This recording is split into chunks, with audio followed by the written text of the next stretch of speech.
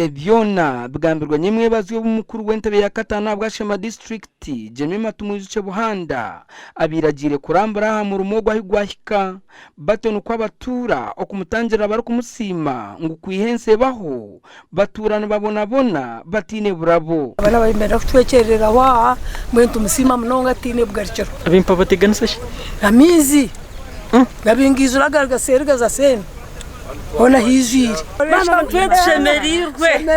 shemerirwe munonga sima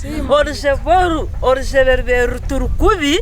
debentu tahona chitumba kurenga twatamfya sityo kuguru ohechero mwana omokijiro toshanga wakugwayo bamwe mu batura abomwo umbana babo yabirara hace kwitwa mizi arukwambuka mu cyareki ekiro kumanya nkorjebe atugambire shara yeho waruhanga amugongo gwanya kabiriza ha mutogoroze boru mbushesha nzamusara gwanje nshaba muteko mudua Allah yongera Jemima obuhangazi ay Allah yongera Jemima obushagici muhereze birungi byone byarkwetengo mutuma gwe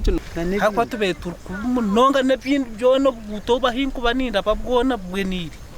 Tuina songa. Mukuru w'entebe ya Katana bwashema district Jemima Tumuzice Buhanda agambira abatura ngwe camuresere no kwereza buri muntu wena na munongogo atinira karyo kwegambira cyo kikaba kirinzire nguriri abebembeza barungi bize bamanye konsani yaki eri kukwata aha muntu wa burijo wanyategereza Jemima arabwira abakozi ba government ngo takwenda gukora abantu bari kwenda tahe bucerkare ngo abwo kuba nayenda ngo buryo umwe ayesimiro mu district ye bonera yo fund bakweta emergency fund ejo emergency fund ezo sente nizo ziriyoni zigiraki nizikoreke kisharara mwenu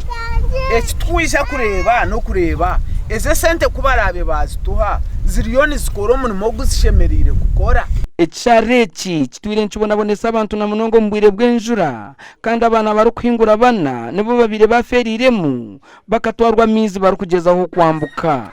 gasha kwa Maiko twakire umurushema